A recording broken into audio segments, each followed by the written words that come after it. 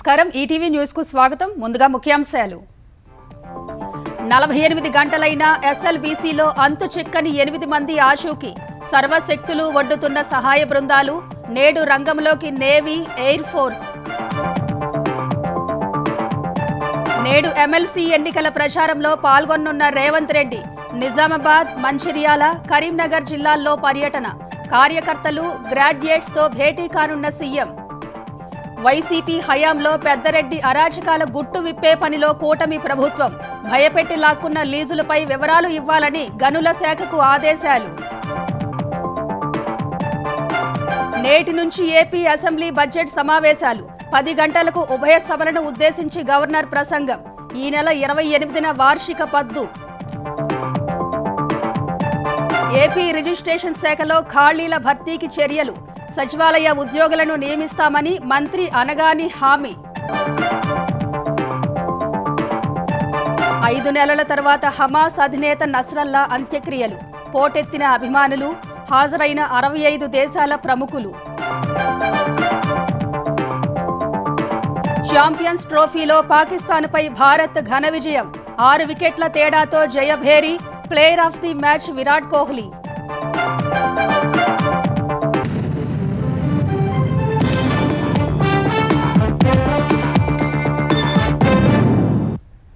శ్రీశైలం ఎడమగట్టు కాలువ సొరంగంలో ప్రమాదం జరిగి సుమారు 48 గంటలు కావస్తున్న సొరంగంలో చిక్కుకుపోయిన 8 మంది ఆచూకీ ఇప్పటికీ లభించలేదు.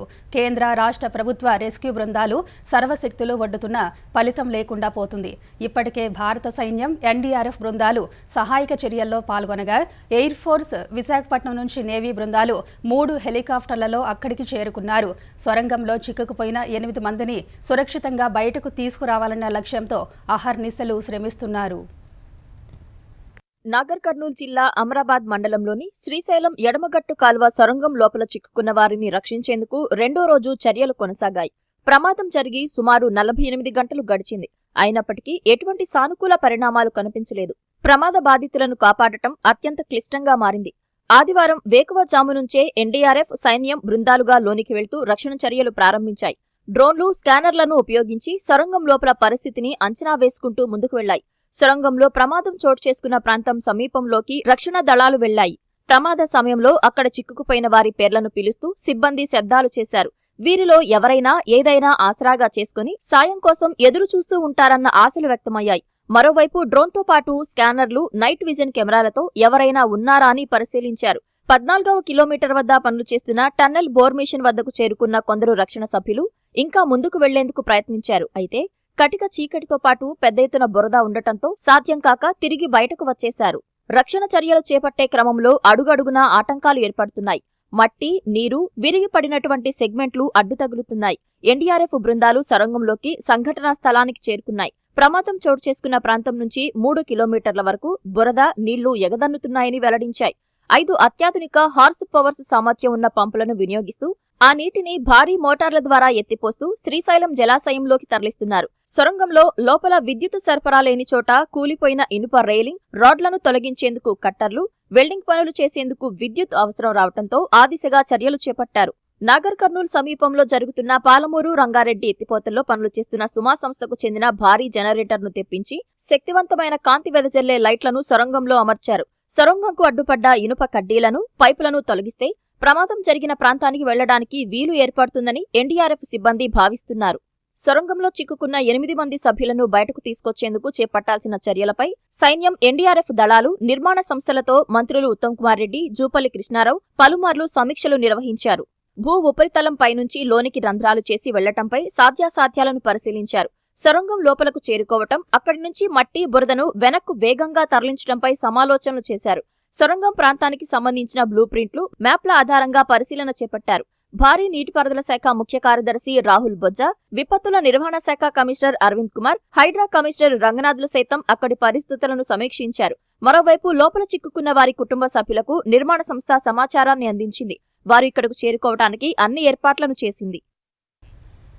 ఎమ్మెల్సీ ఎన్నికల ప్రచారంలో భాగంగా సీఎం రేవంత్ రెడ్డి నేడు 3 జిల్లాల్లో పర్యటించనున్నారు. నిజామాబాద్, మంచిర్యాల, కరీంనగర్ జిల్లా కేంద్రాల్లో ఏర్పాటు చేసిన ప్రచార సభల్లో సీఎం పాల్గొంటారు. ఉమ్మడి జిల్లాలకు చెందిన పట్టభద్రులు, కార్యకర్తలతో ఈ సభలు ఏర్పాటు చేసినట్లు టీపీసీసీ వర్గాలు వెల్లడించాయి. ఈ ఉదయం సీఎం హైదరాబాద్ నుంచి హెలికాప్టర్లో బయలుదేరి ఉదయం 11:30 గంటలకు నిజామాబాద్ చేరుకుని ప్రచారంలో పాల్గొంటారు. అనంతరం మధ్యాహ్నం 2 గంటలకు మంచిర్యాలకు చేరుకుని ప్రచార సభలో ప్రసంగిస్తారు. అక్కడి నుంచి సాయంత్రం 4 గంటలకు కరీంనగర్ చేరుకోనున్న సీఎం అక్కడ సభలో ప్రసంగిస్తారు. ఎమ్మెల్సీ ఎన్నికల ప్రచార సభల్లో సీఎం, టీపీసీసీ అధ్యక్షుడు, జిల్లాల మంత్రులు, ఎంపీలు, ఎమ్మెల్సీలు, ఎమ్మెల్యేలు, డీసీసీ అధ్యక్షులు పాల్గొంటారని టీపీసీసీ వర్గాలు వెల్లడించాయి. వైసీపీ హయాంలో గనుల శాఖను శాసిస్తూ లీజ్దారులను నానా ఇబ్బందులు పెట్టిన పెద్దారెడ్డి అరాజకాల గుట్టు విప్పేందుకు ప్రభుత్వం సిద్ధమైంది. ఈ మేరకు గత 5 ఏళ్లు పాత లీజుదారుల్లో ఎవరెవరిని ఎలా వేధించారు, లీజులు ఎలా చేతులు మారాయి, కొత్తగా ఎవరికి దక్కాయో అనే వివరాలపై నివేదిక ఇవ్వాలని గనుల శాఖను ఆదేశించింది. పెద్దారెడ్డి, ఆయన కుమారుడు లీజుదారుల ఒక్కొక్కరికి 50 నుంచి 100 కోట్ల జరిమానాలతో బెదిరించినట్టు తెలుస్తోంది. ఇలా ఉమ్మడి చిత్తూరు జిల్లాలోని గనులన్నీ చెరబట్టారు. గత వైసీపీ హయాంలో ప్రతిపక్ష పార్టీకి చెందిన నేతలు, వారి బంధువులు, అనుయాయుల లీజుల్లో తనిఖీల పేరిట గనుల శాఖ, విజిలెన్స్ అధికారుల్ని రంగంలోకి దించేవారు. ఉల్లంఘనలు గుర్తించామంటూ 50 కోట్ల నుంచి 100 కోట్ల వరకు జరిమానాలతో డిమాండ్ నోటీసులు ఇప్పించేవారు. తరువాత వారిని రాజీకి వచ్చేలా చేసేవారు. నీ లీజు మాకు వదిలే, ఇకపై మేం తవ్వుకొని ఖనిజాన్ని అమ్ముకుంటామని బెదిరించేవారు. బేరాలు కుదుర్చుకునేవారు. ఆ లీజుదారు శరణు మహాప్రభో అని వేడుకునేలా చేసేవారు. చివరకు జరిమానా నుంచి ఉపశమనం కల్పించి ఆ గని లీజును తమకు కావలసిన వారి పేరిట బదలాయించుకునేవారు. ఇలా 1, 2 కాదు, వైసీపీ 5 ఏళ్ల పాలనలో 100 గనుల లీజులు చేతులు మారాయి. గనుల శాఖను శాసించిన పెద్దారెడ్డి, ఆయన కుమారుడు లీజుదారుల్ని భయపెట్టి, బెదిరించి సాగించిన అరాచకాలు కోకొల్లలు. వైసీపీ ప్రభుత్వంలో గనుల శాఖను పూర్తిగా తమ చెప్పు చేతల్లో పెట్టుకున్న తండ్రి కుమారులు లీజుదారుల వ్యాపారాలు, జీవితాలతో ఆడుకున్నారు. నిబంధనల ప్రకారం అన్ని అనుమతులు ఉన్నవారు సైతం మైనింగ్ కార్యకలాపాలు చేసేందుకు భయపడేలా ఒత్తిళ్లు తెచ్చారు. తండ్రి కొడుకులు చెప్పినట్లే నడుచుకున్న అప్పటి గనుల శాఖ సంచాలకుడు వెంకట్రెడ్డి లీజుదారుల్ని వేధించడంలో తన వంతు పాత్ర పోషించారు. ఈ పాపాల చిట్టాను బయటకు తీసేందుకు సిద్ధమైన ఎన్డీఏ ప్రభుత్వం మొత్తం వ్యవహారంపై నివేదిక ఇవ్వాలని గనుల శాఖను ఆదేశించింది. ఎన్ని లీజులకు భారీగా జరిమానాలతో డిమాండ్ నోటీసులు జారీ చేశారు, వాటికి ఏ కారణం చూపించారు, వీటిని బూచిగా చూపించి ఎంతకాలం మైనింగ్ కార్యకలాపాలు అడ్డుకున్నారు, కొందరికి భారీ జరిమానాల నుంచి ఎలా ఉపశమనం కల్పించారు, ఎవరెవరి లీజులు బలవంతంగా బదిలీ చేయించుకున్నారు వంటి సమగ్ర వివరాలు ఇవ్వాలంటూ ఆదేశాలు అందాయి. దీంతో గనుల శాఖ అధికారులు ఈ సమాచారం సిద్ధం చేసే పనిలో పడ్డారు.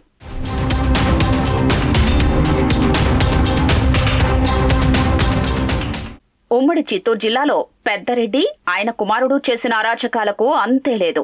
అక్కడ ఈ తండ్రి కొడుకులకు చెందిన కంపెనీ క్రషర్లు, లీజులతో పాటు కొందరు వైసీపీ నేతలకు చెందిన లీజుల్లో మాత్రమే మైనింగ్కు అవకాశం కల్పించారు. ఇతరులెవ్వరూ మైనింగ్ చేయకుండా 5 ఏళ్లు తొక్కిపెట్టారు. మొత్తం రోడ్ మెటల్ క్రషర్లన్నీ ఆపేశారు. కేవలం వారి క్రషర్ నుంచి మాత్రమే రాయి తీసుకునేలా చేశారు. తీవ్రంగా నష్టపోతున్నామని ఎవరైనా లీజుదారులు వేడుకుంటే వారి నుంచి లీజులు బలవంతంగా లాక్కొని వేరొకరి పేరిట బదలాయించేలా చేశారు. ఇలా ఉమ్మడి చిత్తూరు జిల్లా పరిధిలో 10ల సంఖ్యలో లీజులు చేతులు మారాయని తెలుస్తోంది. అనకాపల్లి జిల్లాలో పలు రోడ్ మెటల్ క్వారీల్లో తనిఖీలు చేయించి ఒక్కొక్కరికి సగటున 100 కోట్ల మేర డిమాండ్ నోటీసులు జారీ చేయించారు. శ్రీకాకుళం జిల్లాలో తమిళనాడు వ్యాపారికి చెందిన గ్రానైట్ లీజుకు 100 కోట్లకు పైనే డిమాండ్ నోటీసు ఇచ్చారు.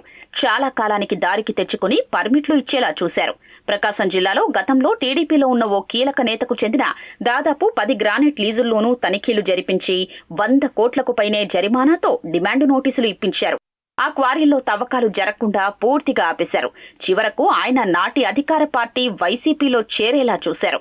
తరువాత ప్రభుత్వం వద్ద ఆయన క్వారీలకు వేసిన జరిమానాలపై రివిజన్ వేయించి కేవలం 3 కోట్లతో సర్దుబాటు చేశారు.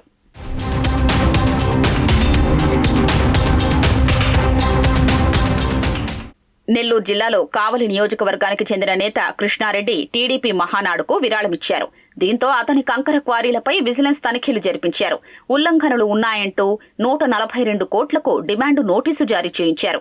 గతేడాది జరిగిన ఎన్నికల్లో కృష్ణారెడ్డి టీడీపీ తరపున కావలి ఎమ్మెల్యేగా గెలుపొందారు.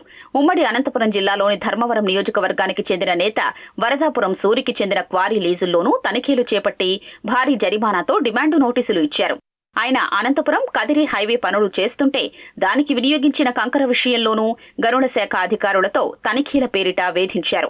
మడకసిరకు చెందిన టీడీపీ మాజీ ఎమ్మెల్సీ గుండుమల తిప్పేస్వామి సోదరులకు చెందిన 4 గ్రైనేట్ లీజుల్లో తనిఖీలు జరిపించి 25 కోట్ల మేర డిమాండ్ నోటీసులు జారీ చేయించారు. నెల్లూరు జిల్లాలోని ఓ సిలికా శాండ్ లీజుదారుకు భారీగా జరిమానా విధించారు.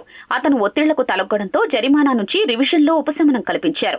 తర్వాత అతనితోనే కొంతకాలం సిలికా శాండ్ సిండికేట్ నడిపించారు. ఉమ్మడి తూర్పుగోదావరి జిల్లాలోని ఆండ్రూ మినరల్స్ అనే లేట్ రైట్ గనుల్లో సోదాలు జరిపించి భారీగా ఉల్లంఘనలు జరిగాయని బెదిరించారు. డ్రోన్ సర్వే చేసి అక్రమాలపై చర్యలు తీసుకుంటామని హెచ్చరించారు.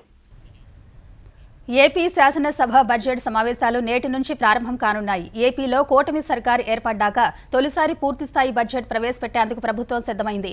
నేడు ఉదయం 10 గంటలకు గవర్నర్ అబ్దుల్ నజీర్ ఉభయ సభలను ఉద్దేశించి ప్రసంగిస్తారు. గత 8 నెలల్లో ప్రభుత్వం సాధించిన ప్రగతి, అందిస్తున్న సంక్షేమం, 2047 లక్ష్యాలు, ఆర్థిక ఇబ్బందులు తదితర అంశాలపై ప్రసంగం ఉండనున్నట్టు తెలుస్తోంది.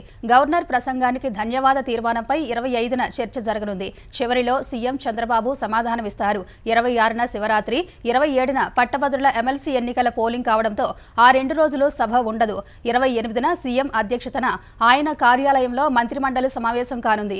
అందులో 2025-26 ఆర్థిక సంవత్సరానికి సంబంధించిన వార్షిక బడ్జెట్కు ఆమోద ముద్ర వేయనున్నారు. అదే రోజు ఆర్థిక మంత్రి పయ్యావుల కేశవ్ సభలో వార్షిక బడ్జెట్ను ప్రవేశపెట్టనున్నారు. మార్చి 3 నుంచి బడ్జెట్ సహా అనేక అంశాలపై చర్చ జరగనుంది. మరోవైపు గవర్నర్ ప్రసంగం తర్వాత శాసనసభ, శాసన మండలి వ్యవహారాల సలహా కమిటీలు భేటీ కానున్నాయి. సమావేశాలు ఎన్ని రోజుల పాటు నిర్వహించాలి, ఏ రోజు ఏ అంశంపై చర్చించాలనే అజెండాను అందులో ఖరారు చేస్తారు. వైసీపీ సభ్యులు అసెంబ్లీలో అసభ్య పదజాలంతో రెచ్చగొట్టినా సరే సభ్యులు సంయమనం కోల్పోవద్దని, హుందాగా వ్యవహరించాలని జనసేన పార్టీ శాసనసభాపక్ష సభ్యులకు ఆ పార్టీ అధినేత పవన్ కళ్యాణ్ సూచించారు. నేటి నుంచి బడ్జెట్ సమావేశాలు ప్రారంభం కానున్న నేపథ్యంలో జనసేన కేంద్ర కార్యాలయంలో ఆదివారం సాయంత్రం పవన్ కళ్యాణ్ అధ్యక్షతన ఆ పార్టీ శాసనసభాపక్ష సమావేశం జరిగింది. చట్టసభల్లో మాట్లాడే భాష, వాడే పదాల విషయంలో సభ్యులు జాగ్రత్తగా ఉండాలని, వైసీపీ ప్రతినిధుల దిగజారుడు వ్యాఖ్యల్ని పట్టించుకోవద్దని దిశానిర్దేశం చేశారు. అభ్యంతరకర పదజాలం వాడొద్దని, తనతో సహా ప్రతి ఒక్కరూ గౌరవప్రదమైన పదాలే వినియోగించాలని చెప్పారు. చట్టసభల్లో మాట్లాడేది ప్రజలంతా గమనిస్తున్నారనే విషయం గుర్తుంచుకోవాలన్నారు. భాష విషయంలో ఎంత జాగ్రత్తగా ఉండాలనే దానిపై నాదెండ్ల మనోహర్, కొణతాల రామకృష్ణ, మండలి బుద్ధప్రసాద్, హరిప్రసాద్ గైడ్ చేయాలని పేర్కొన్నారు. ప్రజా సమస్యలు, ఆకాంక్షలు, ఆశలను చట్టసభల్లో వినిపించేలా ప్రతి జనసేన ఎమ్మెల్యే, ఎమ్మెల్సీ చర్చల్లో పాల్గొనాలని పవన్ కళ్యాణ్ తేల్చి చెప్పారు. ప్రతిపక్ష హోదా ఇస్తేనే అసెంబ్లీకి వస్తానన్న జగన్ సీటు పోతుందనగానే పరిగెత్తుకొస్తున్నారని ఆంధ్రప్రదేశ్ ఎక్సైజ్ శాఖ మంత్రి కొల్లు రవీంద్ర ఎద్దేవా చేశారు. కృష్ణా జిల్లా పెనమలూరులో ఎమ్మెల్సీ ఎన్నికల సమావేశంలో పాల్గొన్న మంత్రి పోలింగ్ ఏజెంట్ల ఏర్పాటు, పోలింగ్ కేంద్రాల పరిధిలోని ఓటర్ల గుర్తింపు ముమ్మరం చేయాలని సూచించారు. వైసీపీ నాయకుల దుర్మార్గాలను వివరించి యువతకు దిశానిర్దేశం చేయాలన్నారు. అభివృద్ధి, సంక్షేమం దిశగా కూటమి ప్రభుత్వం అడుగులు వేస్తుందని మంత్రి వివరించారు. అసెంబ్లీకి రాను, నాకు ప్రతిపక్ష హోదా ఇస్తే వస్తానండి. ఇవాళ ఉన్నది ఊడిపోతున్న బాబాగానే నేను వస్తాను బయలుదేరాడు. ఇప్పుడు అసెంబ్లీకి వస్తాయి. ఎందుకంటే అనగా వెయిట్ బై ఎలక్షన్ వచ్చేస్తామో, బై ఎలక్షన్ అక్కడ ఓడిపోతానని చెప్పి భయపడి ఇప్పుడు మళ్ళీ బయలుదేరాడు అసెంబ్లీకి వస్తాను. రానండి, వస్తేనే ఇప్పుడు ఆయన అంటున్నాడు కదా బట్టలోడు తెస్తాను, రేపు అసెంబ్లీలో బట్టలోడు తెస్తాను. దాంట్లో సమస్య ఎందుకంటే వాళ్ళు చేసిన దుర్మార్గాలు అలాంటి, వాళ్ళు చేసినటువంటి పాపాలు అలాంటి. అతను ఎప్పుడు వస్తాడని చేసాం. రానియండి, వస్తే ఏంటో చూపిద్దాం. స్టాంపులు, రిజిస్ట్రేషన్ల శాఖ ద్వారా ప్రజలకు సత్వర, పారదర్శక సేవలు అందించాలని ఏపీ రెవెన్యూ శాఖ మంత్రి అనగాని సత్యప్రసాద్ అధికారులకు సూచించారు.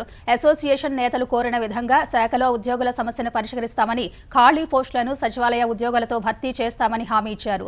గుంటూరులో ఏపీ సబ్ రిజిస్ట్రార్ల అసోసియేషన్ రిజిస్ట్రేషన్, స్టాంపులు శాఖ ఉద్యోగుల సంఘం సర్వసభ్య సమావేశంలో పాల్గొన్న మంత్రి రిజిస్ట్రేషన్ అండ్ స్టాంప్స్ శాఖ ఉద్యోగుల సంఘం డైరీని ఆవిష్కరించారు.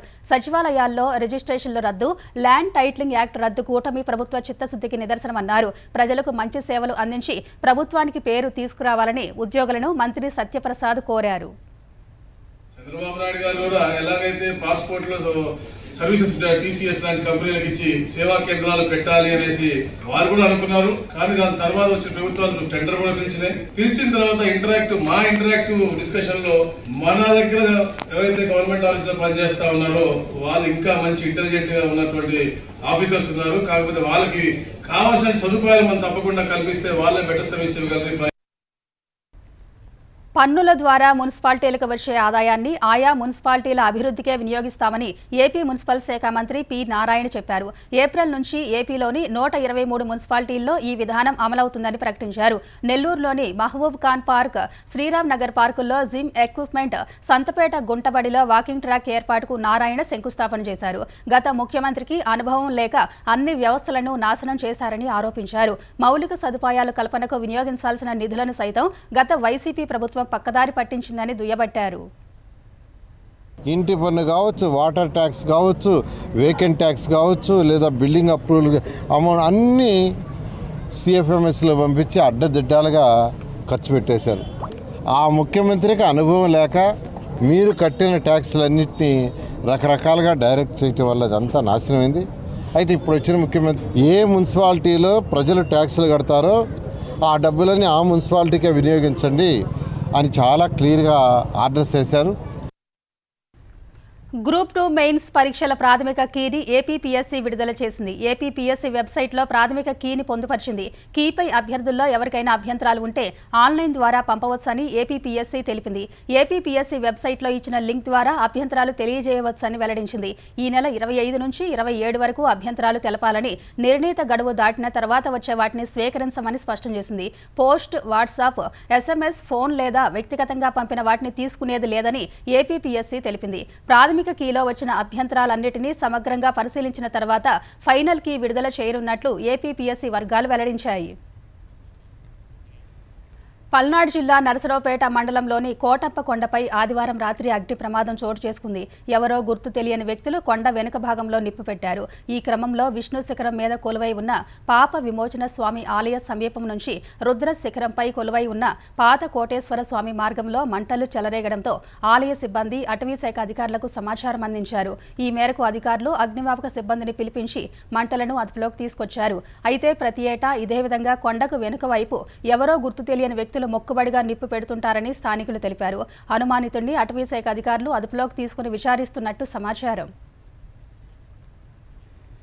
తెలంగాణలో యూరియా కొరత లేదని, రైతులు ఆందోళనకు గురి కావద్దని వ్యవసాయ శాఖ మంత్రి తుమ్మల నాగేశ్వరరావు స్పష్టం చేశారు. వ్యవసాయ అధికారులతో మంత్రి టెలికాన్ఫరెన్స్ నిర్వహించారు. ఈ వారంలో మరో 81,800 మెట్రిక్ టన్నుల యూరియా రాష్ట్రానికి రానుందని తెలిపారు. గత యాసంగిలో రైతులు ఫిబ్రవరి 20 నాటికి 6.9 లక్షల మెట్రిక్ టన్నుల యూరియా కొనుగోలు చేయగా ఈసారి 8.80 లక్షల మెట్రిక్ టన్నులు కొనుగోలు చేశారన్నారు. గత సంవత్సరం ఫిబ్రవరిలో 1.99 లక్షల మెట్రిక్ టన్నులు కొనుగోలు చేస్తే ఈ సంవత్సరం ఫిబ్రవరి 20 నాటికి 2.59 లక్షల మెట్రిక్ టన్నులు కొనుగోలు చేశారని మంత్రి పేర్కొన్నారు. కేంద్ర ప్రభుత్వం నుంచి 8.54 లక్షల మెట్రిక్ టన్నుల యూరియా రావాల్సి ఉండగా రాష్ట్రానికి 6.81 లక్షల మెట్రిక్ టన్నులు మాత్రమే వచ్చిందని చెప్పారు. రాష్ట్ర ప్రభుత్వం ముందుగానే మార్క్ఫెడ్ వద్ద ఉంచిన 3.08 లక్షల మెట్రిక్ టన్నులతో అవసరం మేరకు అన్ని జిల్లాలకు సరఫరా చేస్తూ ఎక్కడా ఇబ్బంది తలెత్తకుండా చర్యలు తీసుకుంటుందని పేర్కొన్నారు. అధికారులు యూరియా సరఫరా విషయంలో రైతులకు ఎటువంటి ఇబ్బందులు రాకుండా చూడాలని, కృత్రిమంగా ఎవరైనా కొరత సృష్టించినా, అధిక ధరలకు అమ్మినా కఠిన చర్యలు తీసుకోవాలని మంత్రి ఆదేశించారు. గతేడాది కర్ణాటకలోని బెళగావిలో జరిగిన నవ సత్యాగ్రహ బైఠక్లో తీసుకున్న నిర్ణయం మేరకు ఏప్రిల్ 8, 9 తేదీల్లో అహ్మదాబాద్లో ఏఐసీసీ సమావేశాలు నిర్వహించనున్నారు. ఈ మేరకు కాంగ్రెస్ పార్టీ ప్రధాన కార్యదర్శి కేసీ వేణుగోపాల్ ఎక్స్లో ప్రకటించారు. ఏప్రిల్ 8న సిడబ్ల్యూసీ సమావేశం, ఏప్రిల్ 9న ఏఐసీసీ ప్రతినిధుల సమావేశం జరుగుతుందన్నారు. ఈ భేటీలో బీజేపీ ప్రజా వ్యతిరేక విధానాలతో ఎదురయ్యే సవాళ్లతో పాటు రాజ్యాంగం, దాని విలువలపై జరుగుతున్న దాడులపై చర్చించి భవిష్యత్తు కార్యాచరణ సిద్ధం చేయనున్నట్టు పేర్కొన్నారు. ఏఐసీసీ సమావేశాల్లో Congress parliamentary party chairperson Sonia Gandhi, లోక్సభలో ప్రతిపక్ష నేత రాహుల్ గాంధీ, కాంగ్రెస్ పాలిత రాష్ట్రాల సీఎంలు, ఆఫీస్ బేరర్లు, సీనియర్ నేతలు, ఇతర ప్రతినిధులు పాల్గొంటారని కేసీ వేణుగోపాల్ వెల్లడించారు. లెబనాన్లో జరిగిన హెజ్బొల్లా మాజీ అధినేత హసన్ నస్రల్లా అంత్యక్రియలకు వేలాది మంది ప్రజలు హాజరయ్యారు. గతేడాది సెప్టెంబర్లో ఇజ్రాయెల్ జరిపిన దాడుల్లో మృతి చెందిన నస్రల్లా అంత్యక్రియలకు లెబనాన్ రాజధాని బీరూట్లో ఏర్పాటు చేశారు. ఆయన మరణించిన దాదాపు 5 నెలల తర్వాత అంత్యక్రియలు జరిపారు. దీనికి నస్రల్లా మద్దతుదారులు ప్రజలు వేలాది మందిగా హాజరై ఆయనకు తుది వీడ్కోలు పలికారు. నస్రల్లా బంధువు హెజ్బొల్లా వారసుడిగా భావించిన హషీం సఫీద్దీన్ కు తుది వీడ్కోలు పలికారు. ఇరువురికి నివాళులర్పించేందుకు వచ్చిన వేలాది మందితో బీరూట్లోని స్టేడియం కిక్కిరిసిపోయింది. ఈ కార్యక్రమానికి 65 దేశాల నుంచి 800 మంది ప్రముఖులు విచ్చేసినట్లు హెజ్బొల్లా వర్గాలు తెలిపాయి. ఇరాన్ నుంచి కీలక నేతలు హాజరైనట్టు చెప్పాయి. గతేడాది ఇజ్రాయెల్ జరిపిన వేర్వేరు దాడుల్లో నస్రల్లాతో పాటు సఫీద్దీన్ సైతం మృతి చెందారు. అప్పట్లో ఇద్దరిని తాత్కాలికంగా రహస్య ప్రదేశాల్లో ఖననం చేశారు. వారికి అధికారిక అంత్యక్రియలు నిర్వహిస్తామంటూ ఇటీవల హెజ్బొల్లా ప్రకటించింది. ఈ నేపథ్యంలో బీరూట్లో నస్రల్లాను సఫీద్దీన్ను దక్షిణ లెబనాన్లోని ఆయన స్వస్థలంలో ఖననం చేసేందుకు ఏర్పాట్లు చేసింది. ప్రజల సందర్శనార్థం ఆదివారం వారి శవపేటికలను బీరూట్లోని స్టేడియానికి తరలించింది. ఛాంపియన్స్ ట్రోఫీలో భారత్ వరుసగా రెండో విజయాన్ని నమోదు చేసింది. చిరకాల ప్రత్యర్థి పాకిస్తాన్తో జరిగిన మ్యాచ్లో 6 వికెట్ల తేడాతో టీమిండియా ఘన విజయం సాధించింది. తొలుత టాస్ గెలిచి బ్యాటింగ్ చేసిన పాక్ 49.4 ఓవర్లలో 241 పరుగులకు ఆలౌట్ అయింది. పాక్ బ్యాటర్లలో షౌద్ షకీల్ 62, మహమ్మద్ రిజ్వాన్ 46, కుష్ దిల్ షా 38 పరుగులు చేశారు. భారత బౌలర్లలో కుల్దీప్ యాదవ్ 3, హార్దిక్ పాండ్యా 2, అక్షర్ పటేల్, రవీంద్ర జడేజా, హర్షిత్ రాణా తలో వికెట్ పడగొట్టారు. అనంతరం 242 పరుగుల లక్ష్యాన్ని టీమిండియా 42.3 ఓవర్లలో 4 వికెట్లు కోల్పోయి అందుకుంది. స్టార్ బ్యాటర్ విరాట్ కోహ్లీ సెంచరీతో భారత్కు విజయాన్ని అందించాడు. కోహ్లీ బౌండరీ బాది శతకం పూర్తి చేసుకోవడంతో పాటు మ్యాచ్ను ముగించాడు. కోహ్లీ 100, శ్రేయస్ అయ్యర్ 56, శుభ్మన్ గిల్ 46, రోహిత్ శర్మ 20 పరుగులు చేశారు. పాక్ బౌలర్లలో షహీన్ షా అఫ్రిది 2, అబ్రార్ అహ్మద్, కుల్దీప్ షా 1 వికెట్ పడగొట్టారు. ఈ విజయంతో 2017 ఛాంపియన్స్ ట్రోఫీ ఫైనల్లో పాక్పై ఓటమికి భారత్ ప్రతీకారం తీర్చుకున్నట్లయింది. ఈ గెలుపుతో భారత్ దాదాపు సెమీస్ చేరగా పాక్ నాకౌట్ ఆశలు గల్లంతయ్యాయి. భారత్ తన తదుపరి మ్యాచ్ మార్చి 2న న్యూజిలాండ్తో ఆడనుంది.